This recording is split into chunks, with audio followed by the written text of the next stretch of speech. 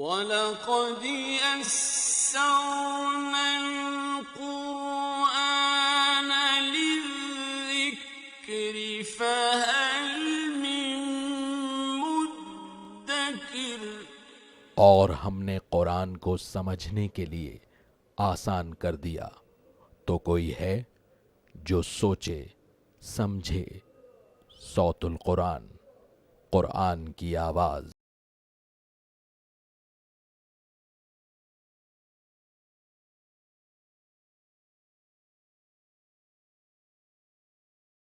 نحمده ونصلي على رسوله الكريم اما بعد فاعوذ بالله من الشيطان الرجيم بسم الله الرحمن الرحيم ان الله فالق الحب والنوى يخرج الحي من الميت ومخرج الميت من الحي ذلكم الله فأنا تؤفكون۔ صدق اللہ العظیم۔ سورۃ الانعام آیت نمبر 95 سے ہم اپنا مطالعہ شروع کر رہے ہیں۔ اب یہ 12واں رکوع ہے اس سورہ مبارکہ کا، اور اس رکوع میں اللہ تعالیٰ نے اپنی قدرت کی نشانیوں کو بیان فرمایا ہے۔ ان اللہ فالق الحب والنوى، بے شک اللہ تعالیٰ پھاڑنے والا ہے دانے اور گٹھلی کو۔ ایک ہی دانہ ہے، اس سے پورا درخت پھر اللہ تعالیٰ پیدا فرماتا ہے، جس سے برسا برس تک لوگوں کو پھل میسر آتے ہیں۔ یخرج الحی من المیت ومخرج المیت من الحی، وہ مردے سے زندہ کو نکالتا ہے اور زندہ سے مردہ کو نکالتا ہے۔ ذالکم اللہ فأنا تؤفکون، یہ ہے اللہ، بس تم کہاں بہکے جا رہے ہو۔ اس کی کائنات کا ایک ایک ذرہ اس کی موجودگی اس کے معبود برحق ہونے کی دلیل پیش کر رہا ہے، اور تم اس کے ساتھ شریک ٹھہرا رہے ہو۔ فالق الاصباح، وہ صبح کو نمودار فرمانے والا ہے۔ وجعل اللیل سکنا والشمس والقمر حسبانا، اور اس نے رات کو سکون کا ذریعہ بنایا اور سورج اور چاند کو حساب کا ذریعہ بنایا۔ اس سے ہم شمسی کیلنڈر بھی اختیار کرتے ہیں، قمری کیلنڈر بھی بناتے ہیں اور اپنے اوقات کو طے کرتے ہیں۔ ذالک تقدیر العزیز العلیم، یہ اندازہ ہے اس ہستی کا، یعنی اللہ کا، جو غالب ہے، خوب علم رکھنے والا ہے۔ وَهُوَ الَّذِي جَعَلَ لَكُمُ النُّجُومَ لِتَهْتَدُوا بِهَا فِي ظُلُمَاتِ الْبَرِّ وَالْبَحْرِ، وہی اللہ ہے جس نے تمہارے لیے ستارے بنائے تاکہ تم ان سے خشکی اور دریا کے اندھیروں میں راستہ معلوم کر سکو۔ قد فصلنا الآیات لقوم یعلمون، ہم نے یقین آیات کھول کھول کر واضح کر دی ہیں ان لوگوں کے لیے جو علم رکھتے ہیں۔ وَهُوَ الَّذِي أَنشَأَكُم مِّن نَّفْسٍ وَاحِدَةٍ، اور وہی اللہ ہے جس نے تمہیں ایک وجود سے پیدا فرمایا، یعنی آدم علیہ السلام۔ فَمُسْتَقَرٌّ وَمُسْتَوْدَعٌ، پھر تمہارا ایک ٹھکانہ ہے ہمیشہ ہمیشہ کے لیے، مراد آخرت، اور ایک تمہاری امانت رہنے کی جگہ ہے، یعنی یہ دنیا عارضی زندگی کے لیے یہاں پر تمہیں بھیجا گیا۔ قد فصلنا الآیات لقوم یفقہون، یقیناً ہم نے آیات کھول کھول کر واضح کر دی ہیں سمجھنے والوں کے لیے۔ وَهُوَ الَّذِي أَنزَلَ مِنَ السَّمَاءِ مَاءً، اور وہی اللہ جس نے آسمان سے پانی نازل فرمایا، یعنی بارش برسائی۔ فَأَخْرَجْنَا بِهِ نَبَاتَ كُلِّ شَيْءٍ، اور پھر ہم نے اس سے ہر اگنے والی شے یعنی نباتات کو پیدا کیا۔ فَأَخْرَجْنَا مِنْهُ خَضِرًا نُخْرِجُ مِنْهُ حَبًّا مُتَرَاكِبًا، پھر ہم نے اس سے سبز شاخیں پیدا کی جس سے اوپر تلے چڑھے ہوئے دانے نکلتے ہیں۔ وَمِنَ النَّخْلِ مِنْ طَلْعِهَا قِنْوَانٌ دَانِيَةٌ، اور کھجوروں کے شگوفوں سے جھکے ہوئے خوشے پیدا کیے۔ ایک ایک گچھا کھجور کا وہ 50 کلو کا ہو جاتا ہے۔ کیا یہ کچھ کم ہے غور و فکر کے لیے کہ تم اللہ کو پہچان سکو؟ وَجَنَّاتٍ مِّنْ أَعْنَابٍ وَالزَّيْتُونَ وَالرُّمَّانَ، اور انگور اور زیتون اور انار کے باغات۔ مُشْتَبِهًا وَغَيْرَ مُتَشَابِهٍ، یہ ایک دوسرے سے ملتے جلتے بھی ہیں اور ملتے جلتے نہیں بھی ہیں۔ جیسے ہمارے ہم دیکھتے ہیں کہ موسمی بھی ہے اور فروٹر بھی ہے اور مالٹا بھی ہے، شکل و صورت ملتی جلتی بھی ہے لیکن ذائقہ بالکل الگ ہے۔ ہر دور کے انسان کے لیے قرآن حکیم میں غور و فکر کے لیے سامان اور مادہ موجود ہے۔ ہر انسان کو قرآن اس غور و فکر کی دعوت دیتا ہے۔ انظروا الی ثمرہ اذا اثمر وینعی، اس کے پھل کی طرف دیکھو، غور و فکر کرو جب کہ وہ پھلتا ہے، اور اس کے پکنے کی طرف دیکھو۔ ان فی ذالکم لآیات لقوم یؤمنون، بے شک اس میں ان لوگوں کے لیے نشانیاں ہیں جو ایمان رکھتے ہیں۔ اللہ کو پہچاننے کے لیے ان پھلوں میں، ان درختوں میں بے شمار نشانیاں موجود ہیں۔ اندازہ کرے انسان، تپتی ہوئی دھوپ، اس سے انسان پناہ مانگنے کی کوشش کرتا ہے، اور اسی دھوپ کی شدت سے اللہ تعالیٰ ان پھلوں کے اندر مٹھاس پیدا کر دیتا ہے۔ کتنی نشانی ہے اللہ کو پہچاننے کی۔ وَجَعَلُوا لِلَّهِ شُرَكَاءَ الْجِنِّ، اور انہوں نے جنات کو اللہ کا شریک ٹھہرا لیا۔ مشرکین میں سے کچھ وہ تھے جو شیاطین کو اور جنات کو پوجتے تھے۔ قرآن نے ذکر کیا ہے سورہ سبا آیت نمبر 41 میں، بل کانوا یعبدون الجن، بلکہ وہ جنات کی عبادت کرتے تھے۔ یعنی جنات میں سے جو شیاطین ہیں، برے جنات ہیں، ان کی طرف سے جو بری باتیں ان کو سکھائی جاتی تھی اس کی پیروی کرتے تھے، تو یہ گویا جنات کی عبادت ہوئی۔ وَجَعَلُوا لِلَّهِ شُرَكَاءَ الْجِنِّ، اور انہوں نے جنات کو اللہ کا شریک ٹھہرا دیا۔ وَخَلَقَهُمْ، حالانکہ اللہ نے انہیں پیدا کیا، یہ جنات بھی اللہ کی مخلوق ہیں۔ وَخَرَقُوا لَهُ بَنِينَ وَبَنَاتٍ بِغَيْرِ عِلْمٍ، اور وہ لوگ اس کے لیے بیٹے اور بیٹیاں تراشتے ہیں بغیر کسی علم کے۔ یہی مشرکین مکہ تھے جنہوں نے فرشتوں کو اللہ کی بیٹیاں قرار دیا، معاذ اللہ۔ سبحانہ، اللہ اس سے پاک ہے۔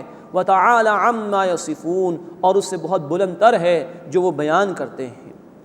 13واں رکوع اس سورہ مبارکہ کا شروع ہو رہا ہے، اس میں شرک کی نفی کی گئی ہے اور مشرکین کے سامنے دعوت حق اور کچھ اخلاقی تعلیمات پیش کی گئی ہیں، اور دین کے بارے میں اصولی ہدایات عطا کی گئی ہیں۔ بدیع السماوات والارض، وہ آسمانوں اور زمین کا پیدا فرمانے والا ہے۔ انا یکون لہ ولد، اس کے لیے اولاد کیوں کر ہو سکتی ہے۔ ولم تکن لہ صاحبہ، جبکہ اس کی کوئی بیوی ہی نہیں۔ اس طرح کی باتوں کو منسوب کرتے ہوئے اللہ کی طرف۔ وخلق کل شیء، اس نے ہر شے کو پیدا فرمایا۔ وہو بکل شیء علیم، اور وہ ہر شے کا علم رکھنے والا ہے۔ ذالکم اللہ ربکم، یہ ہے اللہ تمہارا رب، لا الہ الا ہو، اس کے سوا کوئی عبادت کے لائق نہیں۔ خالق کل شیء، ہر شے کا پیدا فرمانے والا ہے۔ فاعبدوہ، بس اسی کی عبادت کرو۔ وہو علی کل شیء وکیل، اور وہ ہر چیز کا کارساز ہے، نگہبان ہے۔ لا تدرکہ الابصار، آنکھیں اس کو پا نہیں سکتی۔ وہو یدرک الابصار، وہ آنکھوں کو پا لیتا ہے۔ اللہ کی معرفت کما حقہ ہمیں حاصل ہو جائے، یہ ممکن نہیں۔ اللہ کا کچھ تعارف انسانوں کو حاصل ہے، اللہ کی نشانیوں پر غور و فکر کر کے۔ ان آنکھوں سے اللہ کو دیکھ لینا اس دنیا میں ممکن نہیں۔ ہم پڑھیں گے انشاءاللہ سورۃ الاعراف آیت نمبر 143 میں، موسیٰ علیہ السلام نے درخواست کی کہ اللہ میں تجھے دیکھنا چاہتا ہوں، وہ نہیں دیکھ سکے۔ لیکن نوٹ فرمائیے سورۃ القیامہ آیت نمبر 22 اور 23 میں ذکر ہے کہ قیامت کے دن اللہ تعالیٰ اہل ایمان کو اپنا دیدار کرائے گا۔ اللہ ہمیں بھی ان میں شامل فرمائے اور اس کے لیے محنت کرنے کی توفیق عطا فرمائے۔ لا تدرکہ الابصار، آنکھیں اس کو نہیں پا سکتی۔ وہو یدرک الابصار، وہ آنکھوں کو پا سکتا ہے۔ وہو اللطیف الخبیر، اور وہ بہت باریک بھی ہے، خوب خبر رکھنے والا ہے۔ قد جاءکم بصائر من ربکم، یقیناً تمہارے رب کی طرف سے تمہارے پاس نشانیاں آ گئیں، دل کی آنکھوں سے اللہ کو دیکھ سکتے ہو، اس کائنات میں غور و فکر کر کے پہچان سکتے ہو اسے۔ فمن ابصر فلنفسہ، تو جس نے دیکھ لیا اس نے اپنے بھلے کے لیے دیکھا۔ ومن عمی، اور جو اندھا رہا، فعلیہا، تو اس کا وبال اسی پر ہوگا۔ وما انا علیکم بحفیظ، اور میں تم پر نگہبان نہیں ہوں۔ وکذالک نصرف الآیات، اور اسی طرح ہم طرح طرح سے آیات بیان کرتے ہیں۔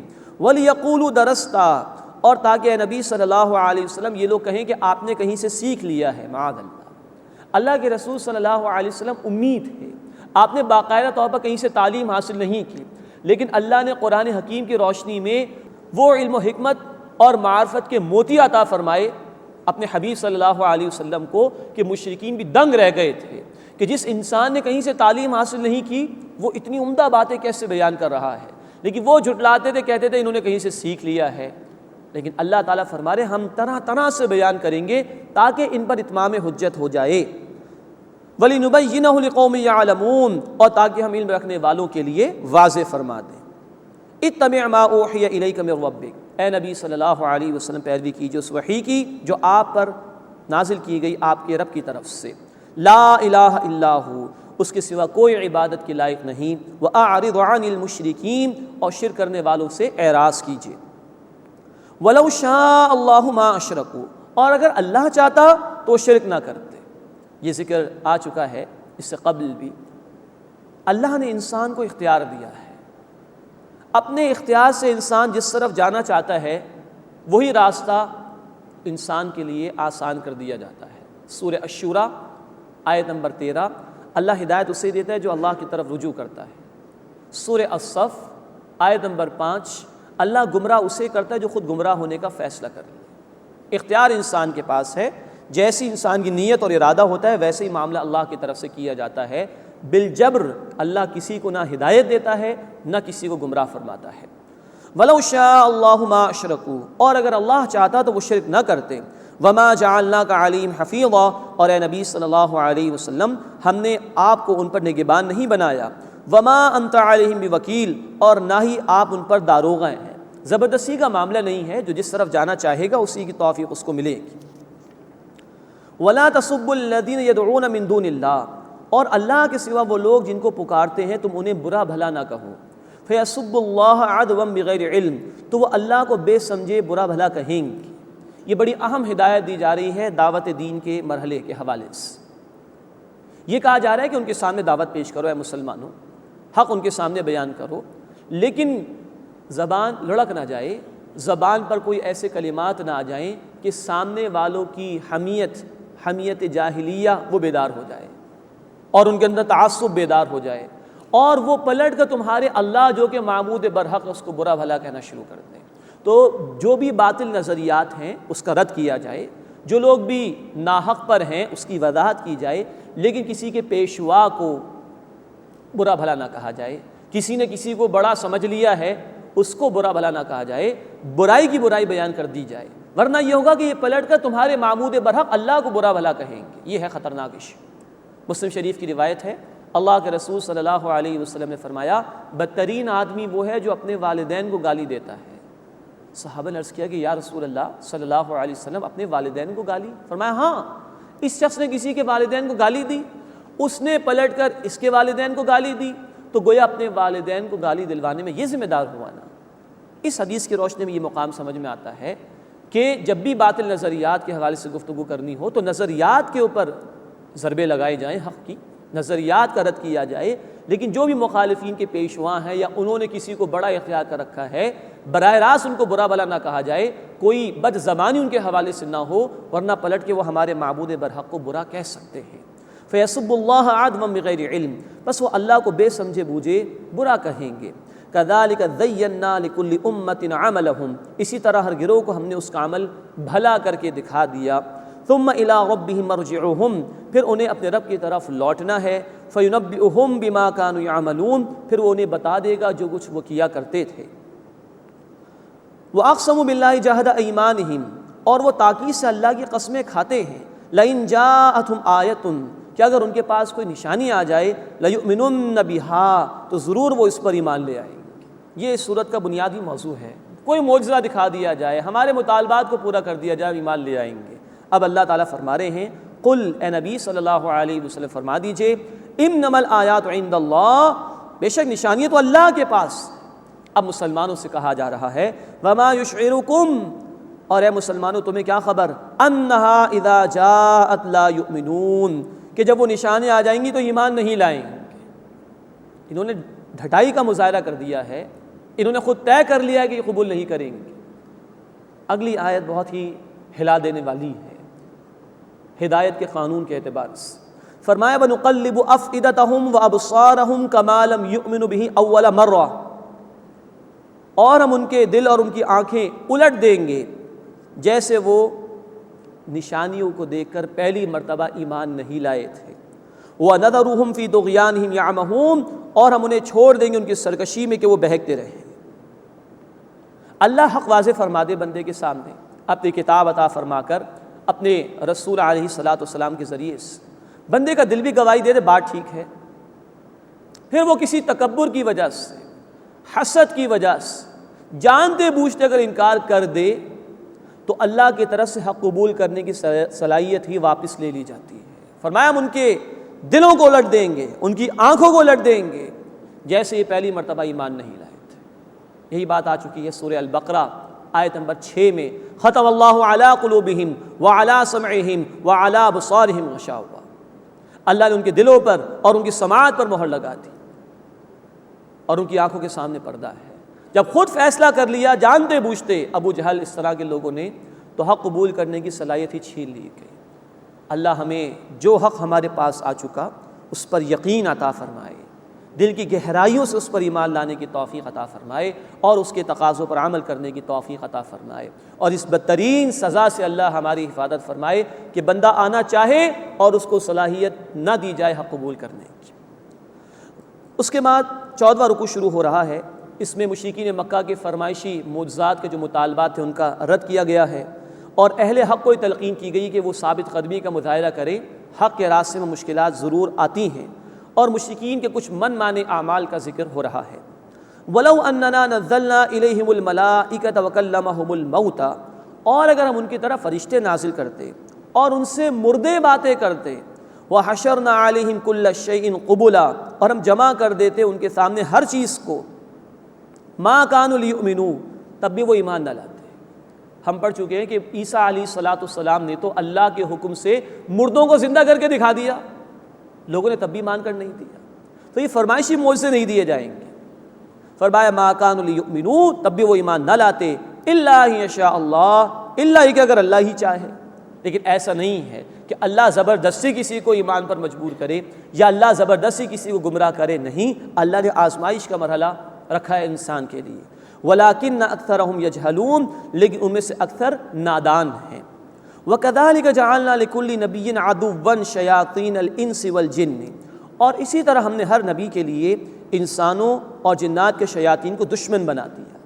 یوحی بعضهم الی بعض زخرف القول غرورا، ان میں سے بعض کی طرف ملمہ کی ہوئی باتیں بہکانے کے لیے ڈالتے ہیں۔ ولو شاء ربک ما فعلوا، اور اگر اے نبی صلی اللہ علیہ وسلم آپ کا رب چاہتا تو ایسا نہ کرتے۔ فذرہم وما یفترون، بس آپ انہیں چھوڑ دیجئے اس کے ساتھ جو کچھ کہ وہ گھڑتے ہیں۔ یعنی یہ طے ہے جب بھی اللہ کا کوئی رسول علیہ السلام اٹھے گا دعوت حق کو لے کے، جب بھی اہل ایمان دین کی طرف آئیں گے، رکاوٹیں ضرور آئیں گی۔ انسانوں میں سے بھی باغی ہوں گے اللہ کے، جنات میں سے بھی ہوں گے، شیاطین ہوں گے جو اللہ کے نافرمانوں کو اکسائیں گے حق کی مخالفت پر۔ ابو جہل بھی اگر مشکلات کا باعث بن رہا تھا، ابو لہب بھی اگر مخالفت کر رہا تھا، تو اللہ کی اجازت تھی۔ یہ حق اور باطل کی کشمکش ہمیشہ سے جاری ہے، یہ تو ہوگا۔ وَلِتَصْغَىٰ إِلَيْهِ أَفْئِدَةُ الَّذِينَ لَا يُؤْمِنُونَ بِالْآخِرَةِ، اور تاکہ ان لوگوں کے دل اس کی طرف مائل ہو جائیں جو آخرت پر ایمان نہیں رکھتے۔ معلوم ہوا کہ اگر دل میں ایمان نہ ہو تو انسان بھی شیطان کے چنگل میں گرفتار ہو جاتا ہے، اس کی پٹی کے فریب میں آ جاتا ہے۔ وَلِيَرْضَوْهُ وَلِيَقْتَرِفُوا مَا هُمْ مُقْتَرِفُونَ، اور تاکہ وہ اس کو پسند کریں اور تاکہ وہ کرتے رہیں جو وہ برے کام کرتے رہتے ہیں۔ یعنی ان مخالفین نے جنہوں نے طے کر لیا کہ حق کی مخالفت کریں گے، اللہ نے اسی کی ان کو توفیق دے دی ہے، اب یہ گمراہی کے اندھیروں میں ہی بھٹکتے رہیں گے۔ اب پھر سرچنگ کوئسچن کا انداز آ رہا ہے، غور و فکر کی دعوت دی جا رہی ہے۔ افغیر اللہ ابتغی حکما، کیا میں اللہ کے سوا کوئی اور حکم دینے والا تلاش کروں؟ وہو الذی انزل الیکم الکتاب مفصلا، اور حالانکہ اللہ تو وہ ہے جس نے تمہاری طرف واضح کتاب نازل فرما دی ہے، حق آ گیا اس کی طرف سے۔ اس کے آنے کے بعد اب تم چاہتے ہو کہ اللہ کو چھوڑ کر خواہشات نفسانی کی پیروی کی جائے، کسی اور قانون کی پیروی کی جائے۔ یہ کچھ آج بھی ہے، حق اہل ایمان کے پاس موجود ہے، انہیں بھی سوچنا چاہیے کیا وہ اللہ کی طرف سے آئے ہوئے احکامات کو اپنے لیے کافی سمجھ رہے ہیں یا اللہ کو چھوڑ کر کچھ اور حاصل کرنے کی کوشش کر رہے ہیں، کوئی اور ازم، کوئی اور فلسفی، کوئی اور سسٹم آف لائف تلاش کرنے کی کوشش کر رہے ہیں۔ سوچنا چاہیے۔ اب کچھ اہل کتاب کا ذکر ہے۔ والذین آتیناہم الکتاب یعلمون انہ منزل من ربک بالحق، اور جنہیں ہم نے کتاب عطا کی ہے یعنی اہل کتاب، وہ جانتے ہیں کہ اے نبی صلی اللہ علیہ وسلم یہ کتاب آپ کے رب کی طرف سے حق کے ساتھ نازل کی گئی ہے۔ فلا تکونن من الممترین، تو آپ ہرگز شک کرنے والوں میں سے مت ہو جائیے گا۔ اب ظاہری بات ہے کہ اللہ کے رسول صلی اللہ علیہ وسلم سے تو کوئی امکان نہیں تھا، یہ دیگر لوگوں کو کہا جا رہا ہے کہ نبی صلی اللہ علیہ وسلم اس حق پر قائم رہیں گے، اہل ایمان کو بھی کہا جا رہا ہے کہ تم اس پر قائم رہو، اور مخالفین کو سنایا جا رہا ہے کہ یہ کبھی بھی اس حق سے نہیں ہٹیں گے، نہ اللہ کے رسول علیہ السلام نہ ان کے سچے اہل ایمان ساتھی۔ وَتَمَّتْ كَلِمَةُ رَبِّكَ صِدْقًا وَعَدْلًا، اور پوری ہو گئی تمہارے رب کی بات سچ اور انصاف کی۔ لا مبدل لکلماتہ، اس کے کلمات کو کوئی بدلنے والا نہیں ہے، وہو السمیع العلیم، اور وہ اللہ خوب سننے والا، علم رکھنے والا ہے۔ وَإِن تُطِعْ أَكْثَرَ مَنْ فِي الْأَرْضِ يُضِلُّوكَ عَنْ سَبِيلِ اللَّهِ، اور اگر تم زمین میں بسنے والوں کی اکثریت کی بات مان لو گے تو وہ تمہیں اللہ کے راستے سے ہٹا دیں گے۔ إِن يَتَّبِعُونَ إِلَّا الظَّنَّ، وہ پیروی نہیں کرتے مگر صرف گمان کی، کچھ ایسٹیمیٹس ہیں ان کے، حقیقت ان کے پاس نہیں ہے۔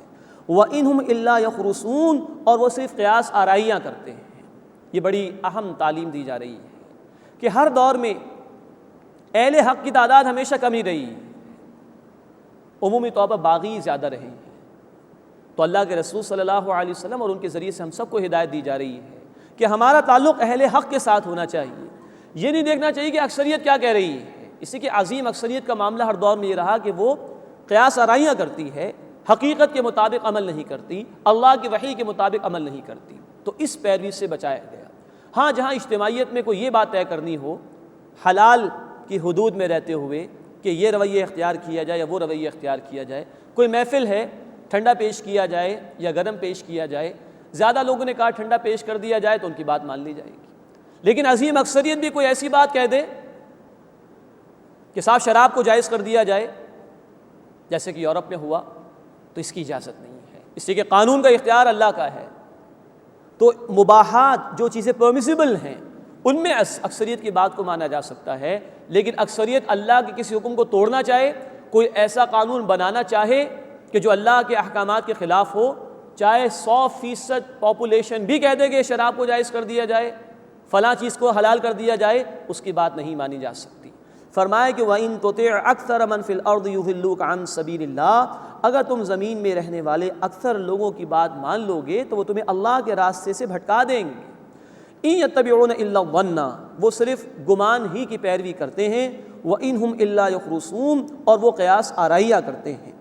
إِنَّ رَبَّكَ هُوَ أَعْلَمُ مَنْ يَضِلُّ عَنْ سَبِيلِهِ، یقیناً اے نبی صلی اللہ علیہ وسلم آپ کا رب خوب جانتا ہے اسے جو سیدھے راستے سے بھٹک گیا، وَهُوَ أَعْلَمُ بِالْمُهْتَدِينَ، اور وہ ہدایت یافتہ لوگوں کو خوب جانتا ہے۔ اب مشرکین مکہ کے حوالے سے کچھ باتیں آئیں گی۔ فَكُلُوا مِمَّا ذُكِرَ اسْمُ اللَّهِ عَلَيْهِ إِن كُنتُم بِآيَاتِهِ مُؤْمِنِينَ، سو تم اس میں سے کھاؤ جس پر اللہ کا نام لیا گیا ہے اگر تم اس کی آیات پر ایمان رکھنے والے ہو۔ وَمَا لَكُمْ، اور تمہیں کیا ہوا ہے، أَلَّا تَأْكُلُوا مِمَّا ذُكِرَ اسْمُ اللَّهِ عَلَيْهِ، کہ تم اس میں سے نہیں کھاتے جس پر اللہ کا نام لیا گیا ہے۔ بعض جانوروں کے متعلق طے کر لیا تھا کہ یہ بتوں کی نظر ہوں گے تو ان پر اللہ کا نام ہی نہیں لیا جائے گا۔ یہ ہے مشرکین کے اوہام اور ان کی بدعمالیہ جن کا ذکر یہاں آ رہا ہے۔ وَقَدْ فَصَّلَ لَكُم مَّا حَرَّمَ عَلَيْكُمْ إِلَّا مَا اضْطُرِرْتُمْ إِلَيْهِ، حالانکہ وہ اللہ تمہارے لیے واضح فرما چکا ہے جو اسے تم پر حرام فرمایا، مگر یہ کہ جس میں تم مجبور ہو جاؤ اس پر کوئی پکڑ نہیں۔ سورہ النحل آیت نمبر 115 میں 4 باتوں کی حرمت آ چکی ہے جو کہ مکی صورت ہے، اور ہم 2 مرتبہ پڑھ چکے ہیں مدنی صورتوں میں، سورۃ البقرہ میں آیت نمبر 173 اور سورۃ المائدہ آیت نمبر 3 میں، کہ 4 باتوں کو اللہ نے حرام فرمایا تھا جو کثرت سے اس معاشرے میں استعمال ہوتی تھی۔ تو یہاں اس طرف اشارہ کیا جا رہا ہے جو سورہ النحل میں آیت نمبر 115 میں تفصیل آ چکی ہے کہ مردار تمہارے لیے حرام ہے، خون جو کہ بہتا ہوا ہو وہ تمہارے لیے حرام ہے، اسی طرح تمہارے لیے خنزیر کا گوشت حرام ہے، اسی طرح اگر کسی ذبیحے یعنی جانور پر اللہ کے سوا کسی اور کا نام لیا گیا وہ حرام ہے، اس کی طرف اشارہ کیا جا رہا ہے۔ وَقَدْ فَصَّلَ لَكُم مَّا حَرَّمَ عَلَيْكُمْ إِلَّا مَا اضْطُرِرْتُمْ إِلَيْهِ، حالانکہ وہ تمہارے لیے واضح فرما چکا ہے جو اس نے تم پر حرام کیا، مگر یہ کہ جس میں تم مجبور ہو جاؤ، تو مجبوری کی حالت میں جان جا رہی ہے تو جان بچانے کے لیے حرام سے استفادے کی اجازت ہے۔ وَإِنَّ كَثِيرًا لَيُضِلُّونَ بِأَهْوَائِهِمْ بِغَيْرِ عِلْمٍ، اور بہت سے لوگ اپنی خواہشات سے علم کے بغیر گمراہ کر دیتے ہیں، من چاہی باتیں کرتے ہیں اللہ کی وحی کو چھوڑ کر۔ إِنَّ رَبَّكَ هُوَ أَعْلَمُ بِالْمُعْتَدِينَ، بے شک تمہارا رب حد سے بڑھ جانے والوں کو خوب جانتا ہے۔ وَذَرُوا ظَاهِرَ الْإِثْمِ وَبَاطِنَهُ، اور چھوڑ دو گناہ کو چاہے ظاہر ہو یا پوشیدہ ہو، ہر قسم کے گناہ سے باز آ جاؤ۔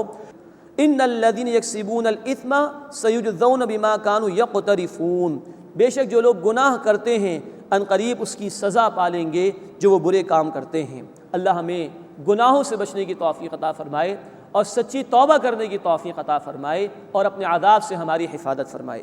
وَلَا تَأْكُلُوا مِمَّا لَمْ يُذْكَرِ اسْمُ اللَّهِ عَلَيْهِ وَإِنَّهُ لَفِسْقٌ، اور اس میں سے نہ کھاؤ جس پر اللہ کا نام نہیں لیا گیا اور بے شک یہ گناہ ہے۔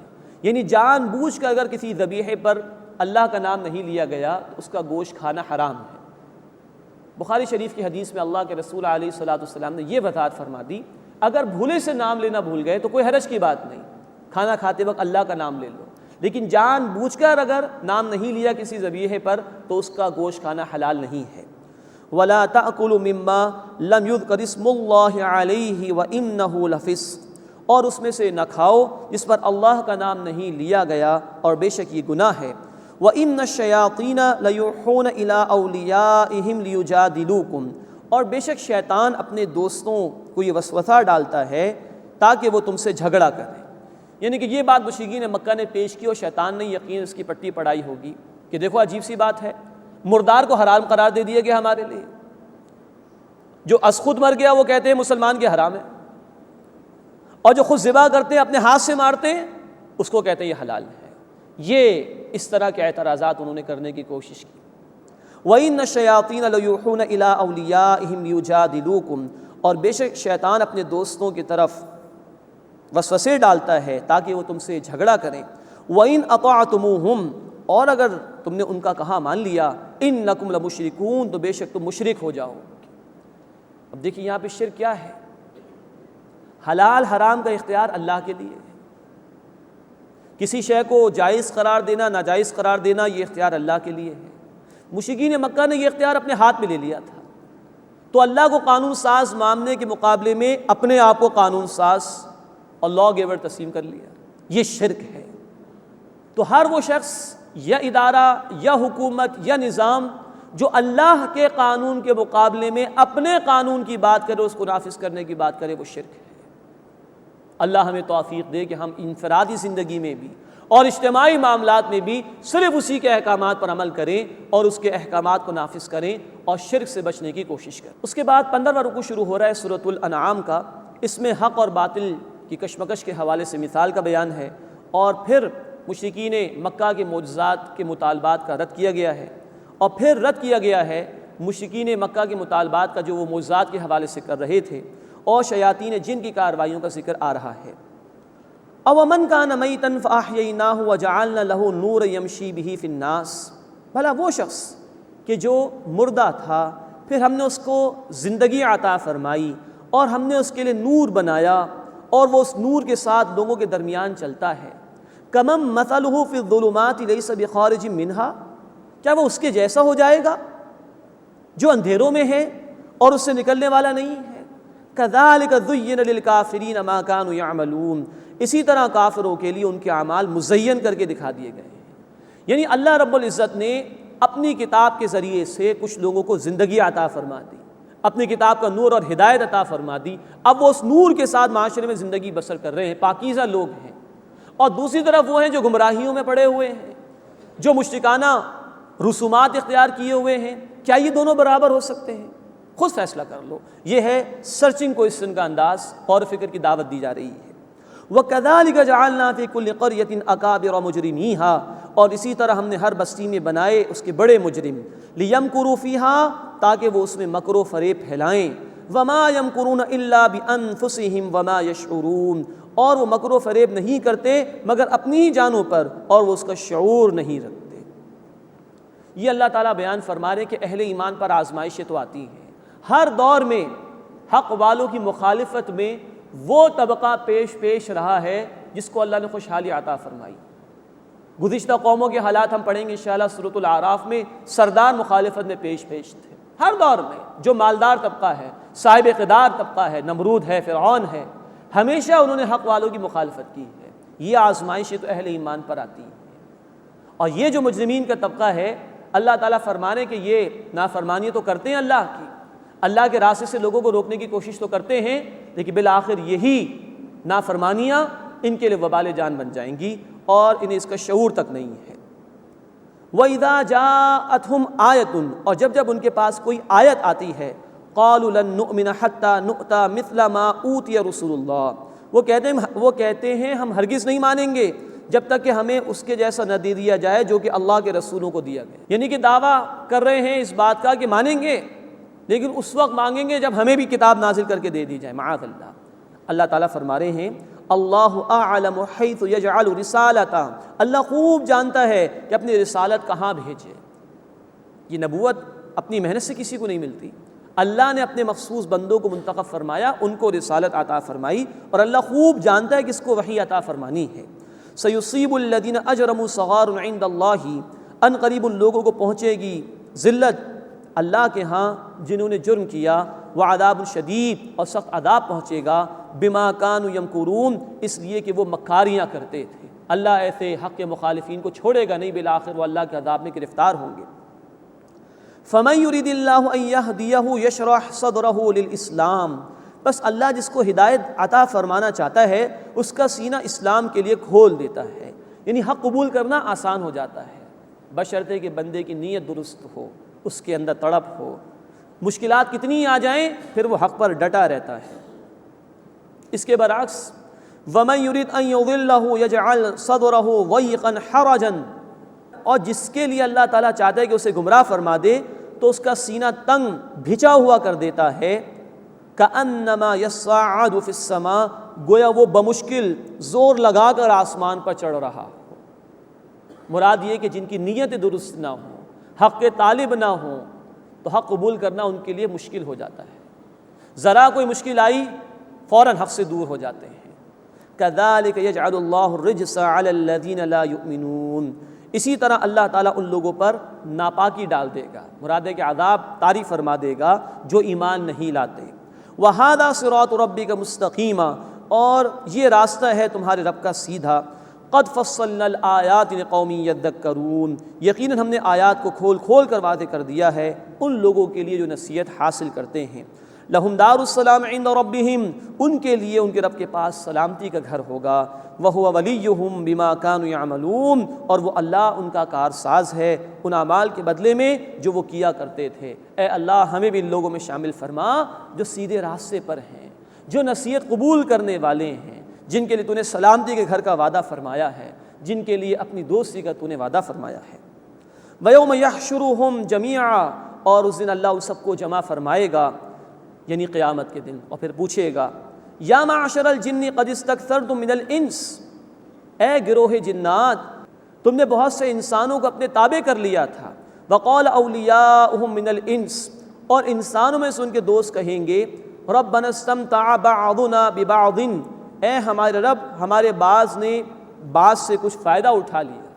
جنات بہکا بہکا کر بڑے خوش ہوتے تھے کہ یہ انسان ہماری پٹی میں آ گئے اور ہماری باتوں پر عمل کر رہے ہیں، اور جنات نے کچھ اعمال مزین کر کے انسانوں کو دکھا دیے، وہ اعمال کرتے تھے، ظاہری سی عارضی سی لذت محسوس کرتے تھے، سمجھتے تھے بہت اچھے جا رہے ہیں.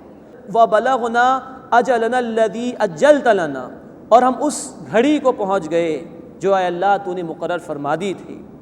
قَالَ النَّارُ مَثْوَاكُمْ خَالِدِينَ فِيهَا، اللہ فرمائے گا آگ تمہارا ٹھکانہ ہے، اس میں تم ہمیشہ رہو گے.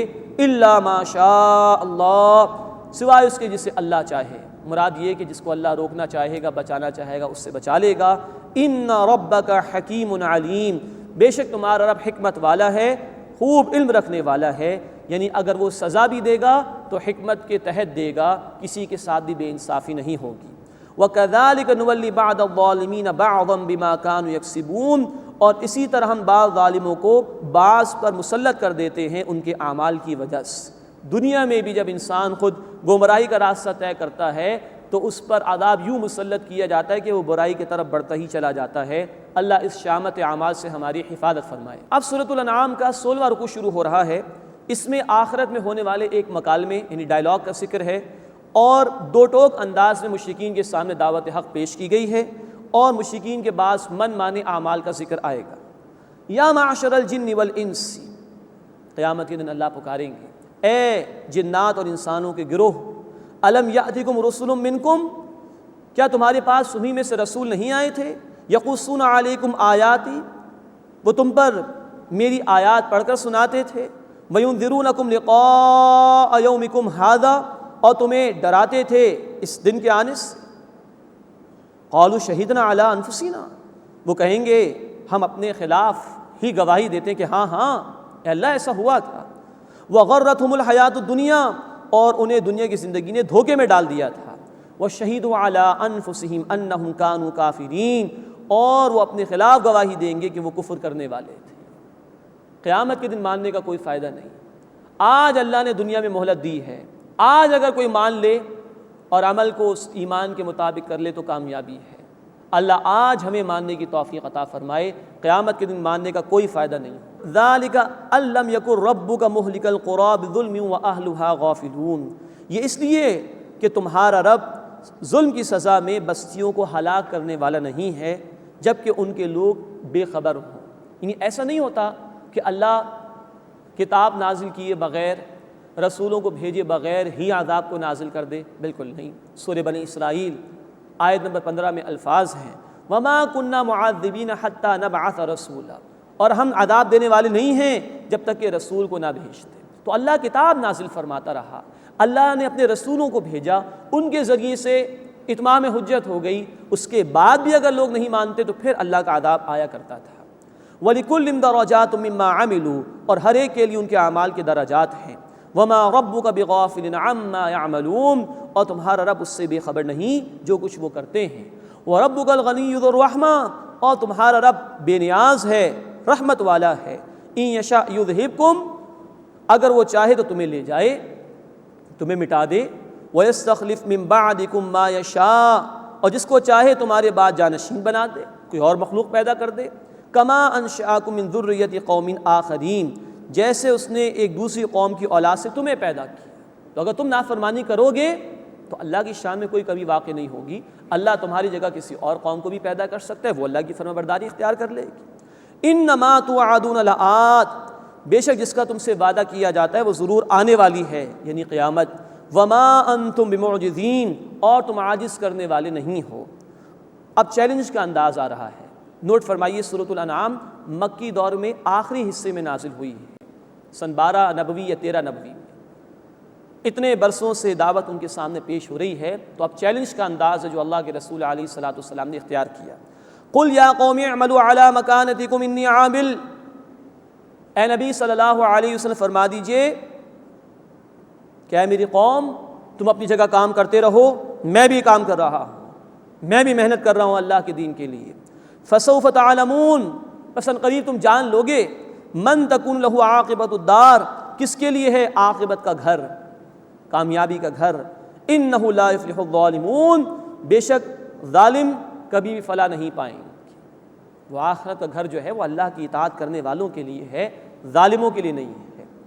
وَجَعَلُوا لِلَّهِ مِمَّا ذَرَأَ مِنَ الْحَرْثِ وَالْأَنْعَامِ نَصِيبًا، اور جو کھیتی فصل اور مویشی اللہ نے پیدا کیے اس میں سے انہوں نے ٹھہرا لیا اللہ کے لیے ایک حصہ۔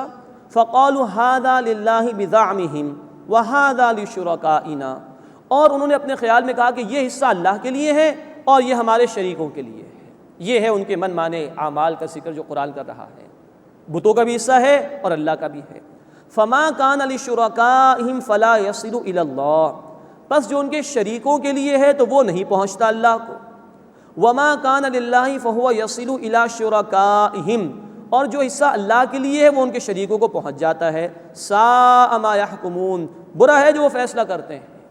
یعنی فصل میں کمی ہو جایا کرتی ہوگی تو اگر اللہ کا حصہ کم ہو رہا ہے تو کہتے تھے جانے تو، لیکن اگر غیر اللہ اور بتوں کا حصہ کم ہوتا تھا تو اللہ کے حصے میں سے لے کے اس میں ڈال دیا کرتے تھے۔ یہ شرک، اور اس میں بھی نوٹ فرمائیے وہ جو ان کے بتوں کے مجاور تھے، مندروں میں بیٹھا کرتے ہوں گے، ان کا حصہ اصل میں آتا تھا اس فصل وغیرہ کے اندر، تو یہ ان کی پٹیاں پڑھائی ہوئی تھیں کہ اللہ کا حصہ کم ہو جائے کوئی بات نہیں، غیر اللہ کا حصہ کم نہیں ہونا چاہیے۔ تو یہ جو ان کے پنڈت وغیرہ تھے، یہ ہے مذہبی استحصال جو تاریخ انسانی میں ہوتا رہا۔ کچھ مذہبی طبقات وہ غالب آ جاتے ہیں عوام الناس پر، ان کے پاس علم نہیں ہوتا اور استحصال کرتے ہیں، ظلم کرتے ہیں ان کے ساتھ۔ ساء ما يحكمون، برا ہے وہ جو فیصلہ کرتے ہیں۔ وَكَذَلِكَ زَيَّنَ لِكَثِيرٍ مِّنَ الْمُشْرِكِينَ قَتْلَ أَوْلَادِهِمْ شُرَكَاؤُهُمْ، اور اسی طرح بہت سے مشرکوں کے لیے ان کے شریکوں نے اولاد کا قتل آراستہ کر دیا۔ جنات کے نام پر، بتوں کے نام پر بچوں کو بھیڑ چڑھایا کرتے تھے، قتل کر دیا کرتے تھے۔ لِيُرْدُوهُمْ وَلِيَلْبِسُوا عَلَيْهِمْ دِينَهُمْ، تاکہ وہ انہیں یعنی اپنی اولاد کو ہلاک کریں اور ان پر ان کا دین انہوں نے گڈمڈ کر دیا، شرک کی آمیزش کر دی ان کے دین کے اندر۔ وَلَوْ شَاءَ اللَّهُ مَا فَعَلُوا، اور اگر اللہ چاہتا تو وہ ایسا نہ کرتے۔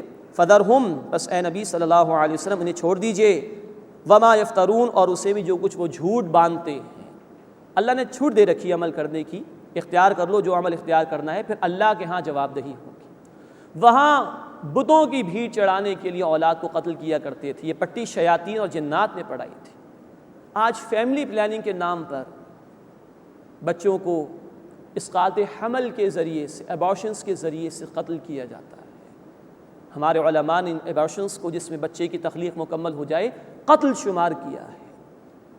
امریکہ میں 1973 سے لے کے 2004 تک 31 ایئرس میں 46 ملین کیسز ایبارشنز کی ریکارڈ کیے گئے، 4 کروڑ 60 لاکھ کیسز۔ یہ انسانیت کی بغاوت اللہ کے خلاف، فیملی پلاننگ کے نام پر، کم بچے اچھا گھرانہ اس نام پر۔ یہ ہے آج کی جاہلیت، جدید جاہلیت جسے کہا جا سکتا ہے۔ اللہ ہمیں اپنی تعلیمات پر عمل کرنے کی توفیق عطا فرمائے۔ وَقَالُوا هَٰذِهِ أَنْعَامُ وَحَرْثٌ حِجْرٌ، اور انہوں نے کہا کہ یہ مویشی اور کھیتی ممنوع ہے۔ اب یہ مشرکین کے چند من مانے اعمال کا ذکر آ رہا ہے۔ لَا يَطْعَمُهَا إِلَّا مَن نَّشَاءُ بِزَعْمِهِمْ، اسے کوئی نہیں کھائے گا مگر جس کو ہم چاہیں گے ان کے خیال کے مطابق، ہم جس کے لیے فیصلہ کریں، اور فیصلہ کرتے تھے ان کے مندروں کے مجاور۔ وَأَنْعَامٌ حُرِّمَتْ ظُهُورُهَا، اور کچھ مویشی ہیں کہ ان کی پیٹھ پر سواری حرام ہے۔ سورۃ المائدہ آیت نمبر 103 میں ذکر آ چکا بحیرہ اور صائبہ قسم کے جانوروں کا۔ وَأَنْعَامٌ لَا يَذْكُرُونَ اسْمَ اللَّهِ عَلَيْهِ افْتِرَاءً عَلَيْهِ، اور کچھ مویشی ہیں کہ ان پر اللہ کا نام نہیں لیتے، جھوٹ باندھتے ہیں اللہ پر، کہ ان جانوروں پر اللہ کا نام لے کر ذبح نہیں کریں گے، معاذ اللہ۔ سَيَجْزِيهِمْ بِمَا كَانُوا يَفْتَرُونَ، ہم جلد انہیں اس کی سزا دیں گے وہ جھوٹ جو باندھتے ہیں۔ وَقَالُوا مَا فِي بُطُونِ هَٰذِهِ الْأَنْعَامِ خَالِصَةٌ لِذُكُورِنَا، اور انہوں نے کہا کہ جو ان مویشیوں کے پیٹ میں وہ خالص ہمارے مردوں کے لیے ہے، مرد کھائیں گے۔ وَمُحَرَّمٌ عَلَىٰ أَزْوَاجِنَا، اور ہماری عورتوں پر حرام ہے۔ یہ حلال حرام کا اختیار انہوں نے اپنے ہاتھ میں لے لیا۔ وَإِن يَكُن مَيْتَةً فَهُمْ فِيهِ شُرَكَاء، اور اگر وہ بچہ مردہ ہو جو کہ جانور کے پیٹ میں تھا تو سب اس میں شریک ہو جائیں گے۔ 2 جرم کیے، نمبر 1 مردہ بھی کھائیں گے اور مرد بھی کھائیں گے، عورتیں بھی کھائیں گے، یہ تقسیم تھی ان کی۔ سَيَجْزِيهِمْ وَصْفَهُمْ، اللہ جلد انہیں ان کی باتیں بنانے کی سزا دے گا۔ اِنَّهُ حَكِيمٌ عَلِيمٌ، بے شک وہ حکمت والا، خوب علم رکھنے والا ہے۔ قَدْ خَسِرَ الَّذِينَ قَتَلُوا أَوْلَادَهُمْ سَفَهًا بِغَيْرِ علم، یقیناً وہ لوگ گھاٹے میں پڑ گئے جنہوں نے بے وقوفی کی وجہ سے، لا علمی کی وجہ سے اپنی اولاد کو قتل کیا۔ وَحَرَّمُوا مَا رَزَقَهُمُ اللَّهُ افْتِرَاءً عَلَى اللَّهِ، اور جو اللہ نے انہیں عطا کیا وہ حرام ٹھہرا لیا اللہ پر جھوٹ باندھتے ہوئے۔ قَوَّلُّوا، یقیناً وہ گمراہ ہو گئے۔ وما کانوا مہتدین، اور وہ ہدایت پانے والے نہ تھے۔ حلال حرام کا اختیار اللہ کا ہے، کوئی اگر اس سے لیتا ہے تو یہ سراسر اللہ رب العزت کے خلاف بغاوت ہے۔ اللہ تعالیٰ اس سے ہماری حفاظت فرمائے۔